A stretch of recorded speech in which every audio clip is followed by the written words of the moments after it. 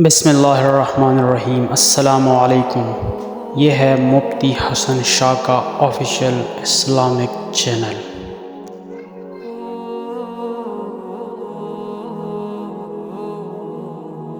Baghdad کے ایک مشہور بزرگ ابو عامر رحمہ اللہ ایک مرتبہ اپنا واقعہ بیان کرتے ہوئے فرما رہے تھے کہ میرے گھر کی دیوار اچانک گر گئی تو مجھے بڑی پریشانی ہوئی۔ دیوار بنوانے کے لیے کسی مزدور کی تلاش میں گھر سے نکلا اور چوراہے پر پہنچا۔ وہاں پر بہت سے مزدور کام کے انتظار میں بیٹھے تھے۔ ان میں ایک نوجوان بھی تھا جو سب سے الگ تھلگ کھڑا تھا۔ اس کے ایک ہاتھ میں تیلا تھا اور دوسرے ہاتھ میں تیشا تھا، اور بدن سے بہت کمزور تھا، لیکن چہرے سے بڑا عبادت گزار معلوم ہو رہا تھا۔ تو میں نے اس نوجوان سے پوچھا، کیا تم مزدوری کرو گے؟ نوجوان نے ہاں میں جواب دیا۔ میں نے کہا، گارے کا کام کرنا ہوگا۔ نوجوان نے کہا، ٹھیک ہے، لیکن میری 3 شرطیں ہیں۔ اگر تمہیں منظور ہو تو میں کام کرنے کے لیے تیار ہوں۔ پہلی شرط یہ ہے کہ تم میری مزدوری پوری ادا کرو گے۔ دوسری یہ کہ مجھ سے میری طاقت اور صحت کے مطابق کام لوں گے۔ اور تیسری شرط یہ ہے کہ نماز کے وقت مجھے نماز ادا کرنے سے نہیں روکوں گے۔ ابو عامر رحمہ اللہ فرماتے ہیں کہ میں نے یہ تینوں شرطیں قبول کر کے اسے ساتھ کر کے گھر لے آ گیا۔ بس میں نے اسے کام پر لگایا اور میں کسی ضروری کام سے باہر چلا۔ جب شام کو میری واپسی ہوئی تو دیکھا کہ اس نے عام مزدوروں سے دوگنا کام کیا تھا۔ میں نے بخوشی اس کی اجرت ادا کی اور وہ چلا گیا۔ دوسرے دن میں اس نوجوان کی تلاش میں دوبارہ اس چوراہے پر گیا، لیکن وہ مجھے نظر نہیں آیا۔ جب میں نے اس کے بارے میں لوگوں سے دریافت کیا تو پتہ چلا کہ وہ نوجوان ہفتہ میں صرف 1 دن مزدوری کرتا ہے اور باقی دن اللہ کی عبادت میں گزارتا ہے۔ یہ سن کر میں سمجھ گیا کہ یہ کوئی عام مزدور نہیں بلکہ کوئی خاص آدمی ہے۔ میں نے لوگوں سے ان کا پتہ معلوم کیا اور وہاں پر پہنچا تو دیکھا کہ نوجوان زمین پر لیٹا ہوا تھا، اسے سخت بخار تھا۔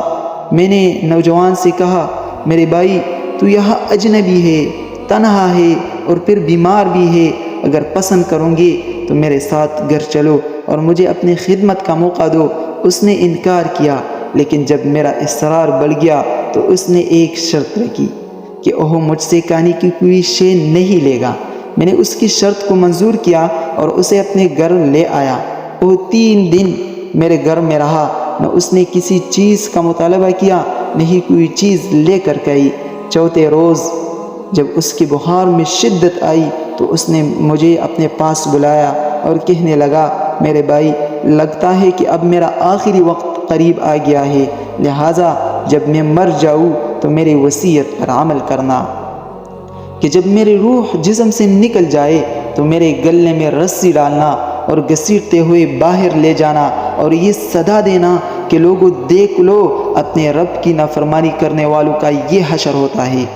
شاید اس طرح میرا رب مجھے معاف کر دے، اور جب مجھے غسل دے دو تو مجھے اسی کپڑوں میں دفن کر دینا۔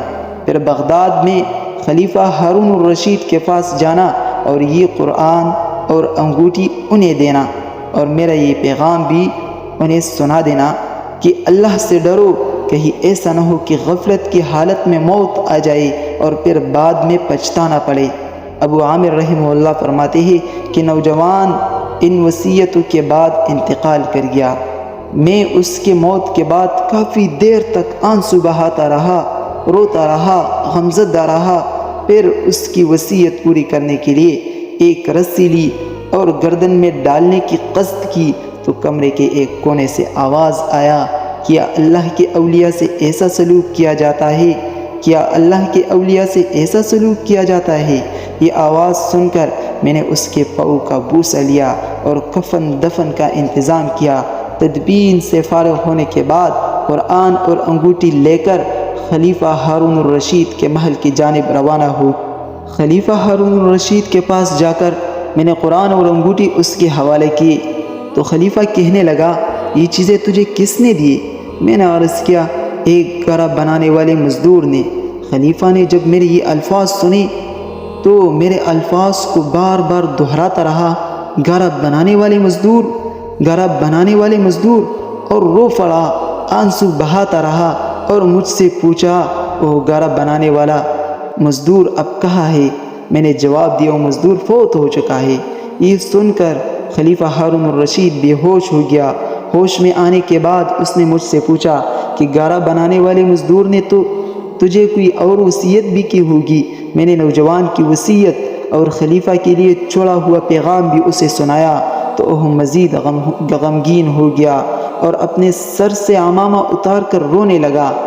اور یہ سارا معاملہ دیکھ کر میں بھی بہت حیران اور پریشان ہو گیا کہ وقت کا خلیفہ ایک عام مزدور کے لیے اتنا غمزدہ کیوں ہے۔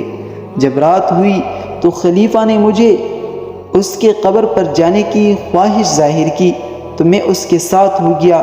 جب ہم قبرستان پر پہنچے تو میں نے ایک قبر کی طرف اشارہ کر کے کہا کہ یہ اس نوجوان کا قبر ہے۔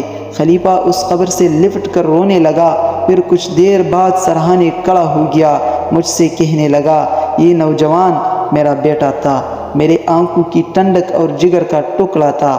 ایک دن رقص و سرود کی محفل میں گم تھا کہ مکتب میں کسی بچے نے یہ آیت کریمہ تلاوت کی، الم یأن للذین آمنوا ان تخشع قلوبہم لذکر اللہ، کہ ایمان والوں کو اب وہ وقت نہ آیا کہ ان کے دل اللہ کی یاد کے لیے جھک جائے۔ جب یہ آیت سنی تو اس کے آنکھوں سے آنسو بہنے لگی اور کہنے لگا، کیوں نہیں، اور محل کے دروازے سے باہر نکل گیا۔ اس دن سے ہمیں اس کے بارے میں کوئی خبر نہ ملی یہاں تک کہ تم نے اس کی وفات کی خبر دی۔